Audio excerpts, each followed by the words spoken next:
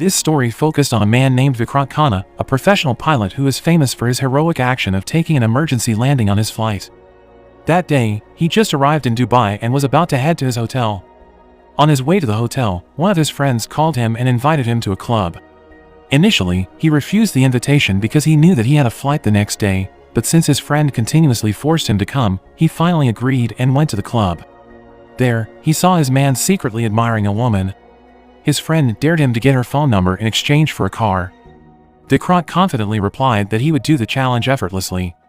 Surprisingly, he managed to get to know that woman, Anjali, and invited her for a chat with him and his friend.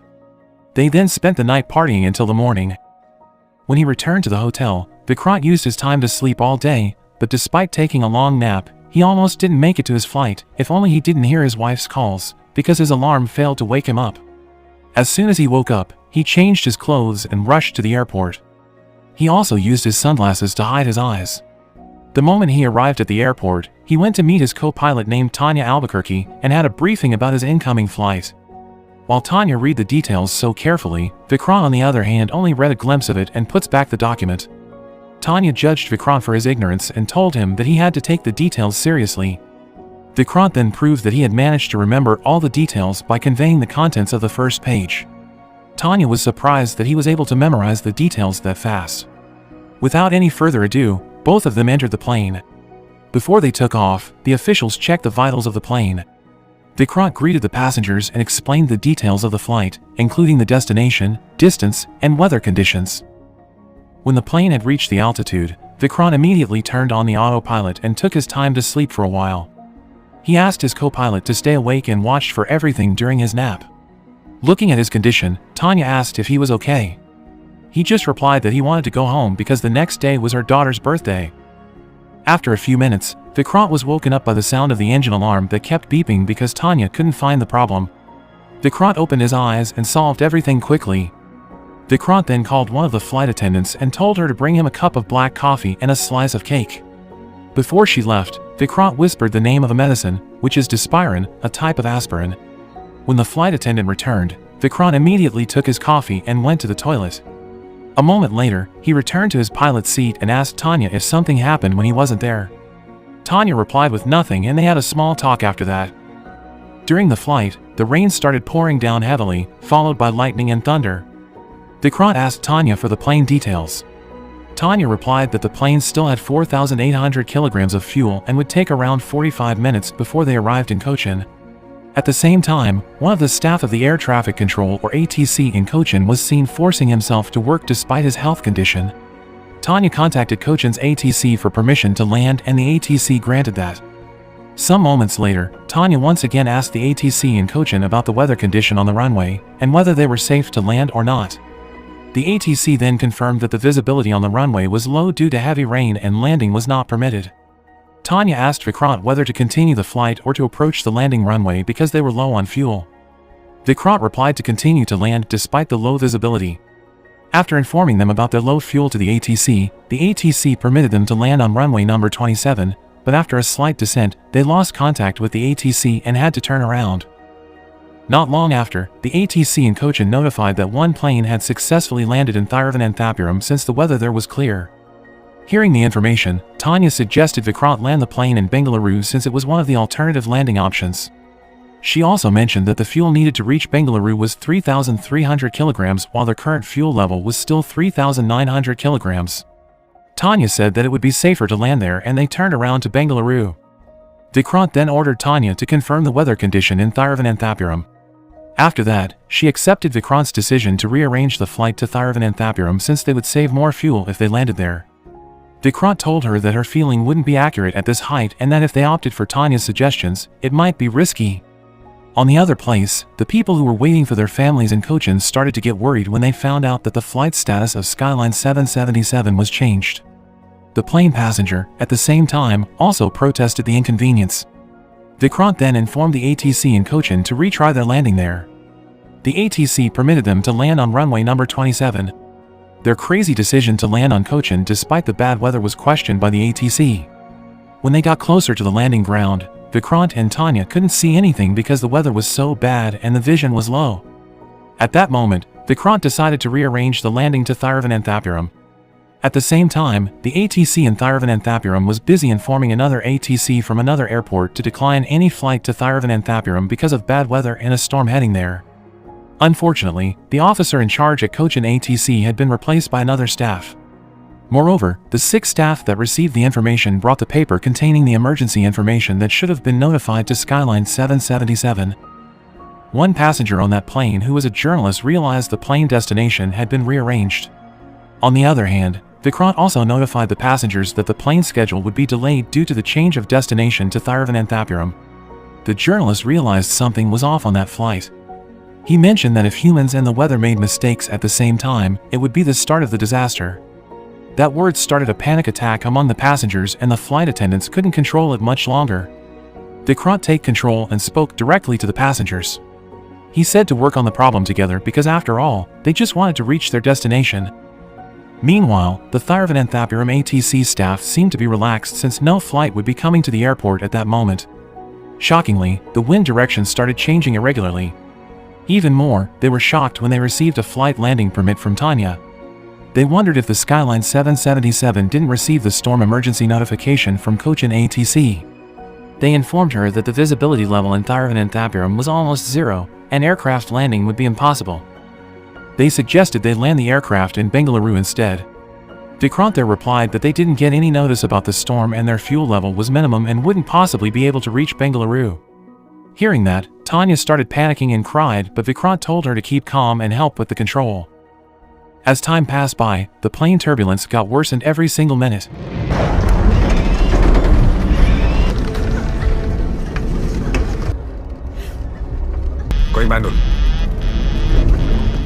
Not only the passengers, but even the flight attendants were also panicked. Thiruvananthapuram permitted them to land on runway 16, hoping they would make it safely.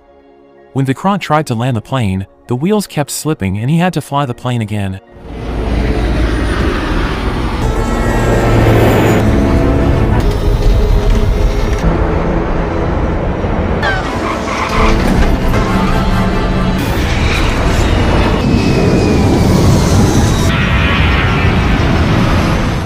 Amid the flight, Vikrant hallucinated about her wife and daughter celebrating his daughter's birthday with the other passengers in the cabin. He regained his sense when Tanya shook his body. Vikrant then told Thiruvananthapuram ATC that they would attempt another landing, but despite the ATC's recommendation to land on runway 16, Vikrant refused and decided to land on runway 34. The ATC thought that Vikrant had lost his senses because the wind direction on runway 34 was not safe for landing. They estimated that the plane's tail would be torn off. Everyone including Tanya thought that they wouldn't survive that. Vikrant sent a mayday signal to signal danger. The plane had almost run out of fuel and they had to land no matter what. Vikrant reminded the passenger to prepare for impact upon landing. He closed his eyes and remained calm. He focused and concentrated to land the plane as smoothly as possible.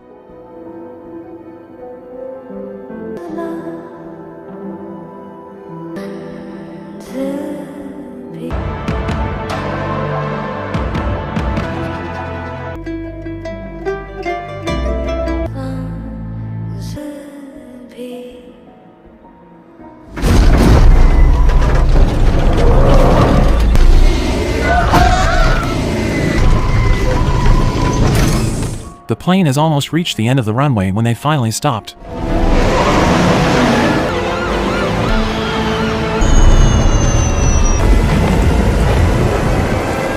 Vikrant had managed to land the plane safely during such extreme weather. The airport officials started evacuating the passengers while Vikrant was still deep in thought about what he had been through. Vikrant's wife on the other side had been waiting for her husband's news. She decided to call Yusuf, his husband's friend who was also the chairman of the Pilot Association, to seek information about Vikrant.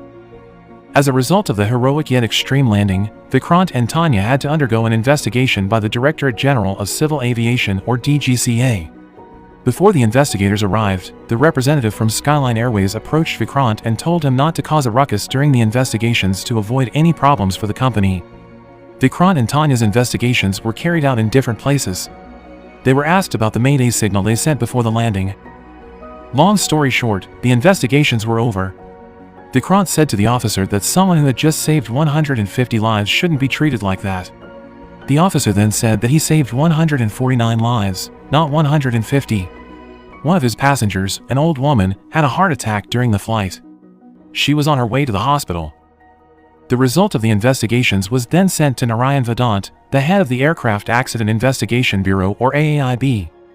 Vikrant was now shrouded in guilt after hearing that one of his passengers died on his flight. Yusuf come and told him that it was not his fault that the lady died. Vikrant denied that, as a pilot, he was a courier who had the responsibility to take care of his passengers and delivered them safely to their destination. Not long after, Vikrant got a phone call from the daughter of the deceased passenger. On that call, she told Vikrant that he was nothing but a murderer. Vikrant got more engulfed by the guilt, he couldn't even look the media in the eyes. Narayan and his team on the other hand were busy carrying out their investigation. They listened to the plane's black box recording and gathered some suspicious things to collect any evidence about the accident.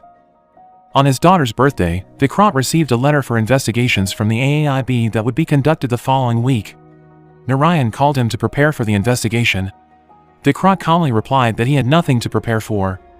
He said that only someone who did something that had to prepare for such a thing. On the other hand, the director of Skyline Airways was happy as his company's stock price had been increasing since Vikrant's heroic landing incident. When he heard that Narayan himself would investigate Vikrant's case, his facial expression suddenly changed. He then held a meeting to anticipate any questions asked by Narayan. Meanwhile, Narayan had done some in-depth and detailed investigation to find solid evidence to accuse Vikrant. Vikrant summoned the ATC staff on duty on that night of the incident to his office. He had been asking for the communication record from the Skyline 777 to the ATC for 4 days and still had no answers since then. The coach and ATC staff explained that the report would be rewritten every 12 hours.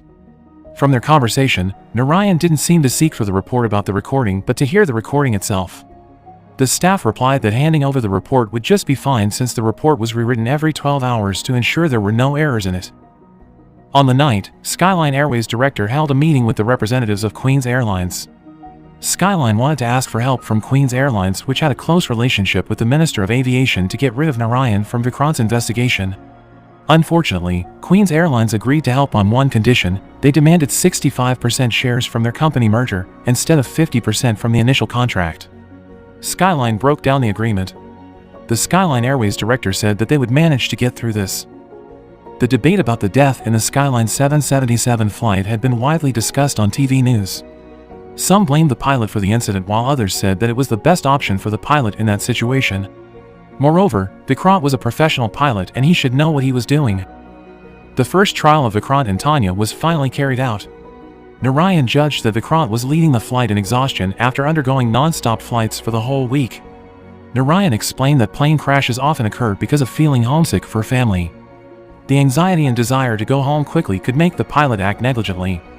Vikrant proved that he was not negligent by telling the contents of the flight details document that he can memorize even though he only skimmed it for a short time. The accusations given to him were unreasonable. Then, Narayan showed the bottle of Dispirin, which could only be accessed by the cabin crew or pilot. Narayan suspected that Vikrant took the drug, and to prove it, he used the lie detector machine. Long story short, Vikrant was able to pass a series of questions from Narayan without problems. The trial was finally postponed and will be continued the next day. Skyline Company conducts a meeting with Vikrant. They asked him to remain silent during the trial process instead of answering questions that might harm the reputation of the company. Vikrant refused. He was then threatened to be blacklisted from the whole company flight if he put Skyline Airways in danger. They also warned Tanya the same thing. The second trial began. Narayan started asking Tanya a series of questions. Tanya explained that Vikrant was a dedicated pilot. The conversation they had during the flight was just a normal conversation. Narayan's questions continued to intimidate Tanya, troubling her to choose her words to explain what she meant, until when Tanya answered that before flying Vikrant's eyes looked red and he slept for 20 minutes after the plane took off. In addition, there was also a bit of debate between the pilot and the co-pilot when determining the alternative landing destination. Then Narayan presented Anjali, a woman whom Vikrant met at a club in Dubai. Anjali was asked a question, whether she was drinking alcohol with Vikrant and his other friends until the morning in a club. Vikrant did not deny what Anjali said, but he explained that he still took a break for 12 hours, while the pilot's drinking ban as stated in the flight rules was 12 hours before the flight. The time he finished his party in the club until the plane took off was around 15 hours. That could only be meant that he did not violate the rules. After that, Narayan asked about Vikrant's decision to land in Thiruvananthapuram instead of Bengaluru, despite the storm warning the Thiruvananthapuram ATC had notified. Vikrant replied that the pilot only made decisions based on information from ATC, but the Cochin ATC did not provide information about the storm. Narayan then explained the mistakes that Vikrant made during the flight, including uncertain decisions during the flight, the extra time they took flying above Cochin for 33 minutes, and filling up the fuel below maximum capacity. Vikrant then answered that the pilot didn't make rules, they just carried it out, and what he did must have been following the standard operation. There were no pilots that wanted their passengers endangered during their flights. Narayan went back to convey his question to Tanya. Tanya accidentally told the surprising fact that Vikrant made a plane landing with his eyes closed. Narayan used Tanya's statement as proof that Vikrant was drunk during the flight. Next, Narayan moved to the issue of runway choosing. He asked about Vikrant's decision by choosing runway number 34 instead of runway number 16, which had been considered risky by the Thiruvananthapuram ATC.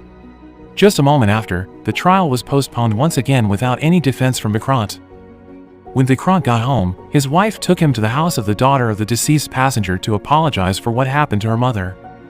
The next day, the third trial was held. The judge began to read their decision. Before the verdict was read, Vikrant said that he had the topography memory of runway number 34. He didn't choose runway 34 randomly. And he closed his eyes to memorize the map of the runway in his mind because he remembered the runway in detail after doing a lot of landing there.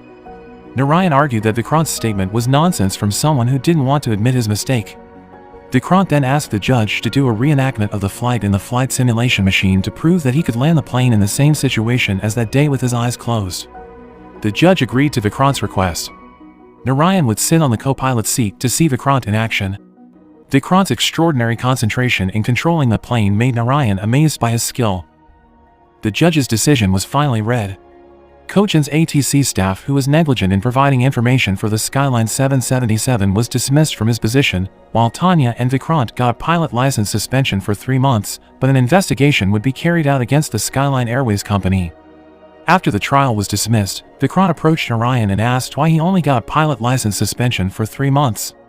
Narayan replied that he didn't want to eliminate such talented pilots in his country. Seeing Vikrant flying a plane in the simulator made him believe in Vikrant.